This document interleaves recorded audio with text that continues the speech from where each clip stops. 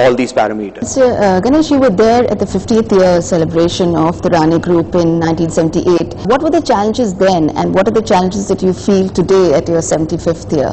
78 and around that time was some of our most challenging times, apart from the major labor problem that we had in one of our plants.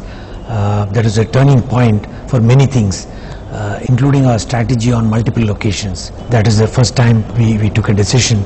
That was one of my first projects, setting up a plant for this company in Hyderabad, and the driver was the kind of blackmail, vulnerability of being blackmailed by labor.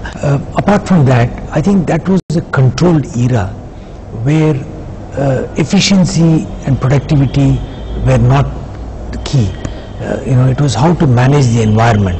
If you wanted to import a machine, I remember that was my early years, I was astonished when I had to sign a letter to the government of India that by importing this machine, we will not increase production.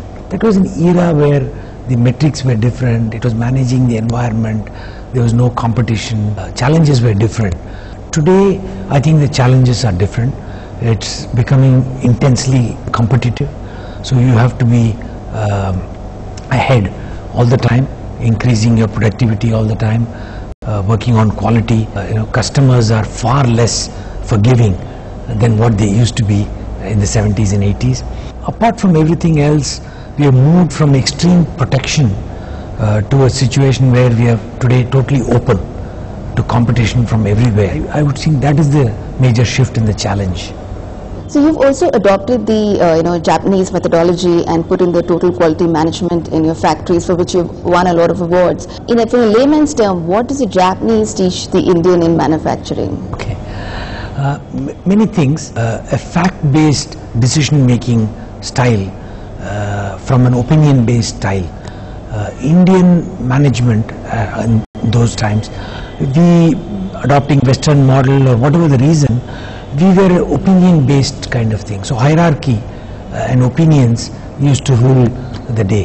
The Japanese started teaching us that everything, you go to the shop floor, look at the facts, understand the situation, and you'll be surprised that what you think is the problem is not the problem. And I would say this was the biggest challenge, to change the mindset of ourselves, including me, to all our management staff, from an opinion-based decision-making to a fact-based decision-making. What is needed to make it big in the world of business? One is, I think, the risk appetite and attitude is very important. How much of one is able to take a risk appetite.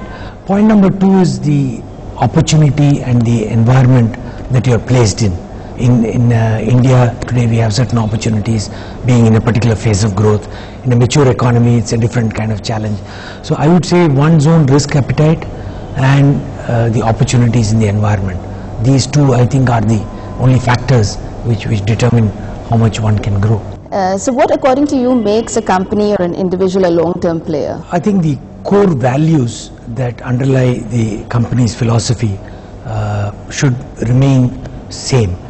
Now, core values could be from an ethical standpoint, from the way we deal with different stakeholders, the fairness, the honesty, the integrity, the customer focus.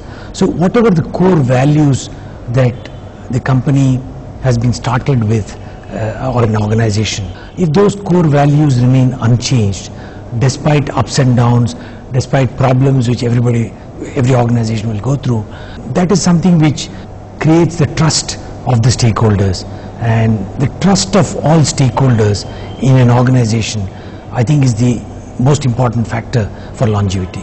Okay, Mr. Ganesh, Mr. Sehgal, thank you for joining us. Thank you. Thank you.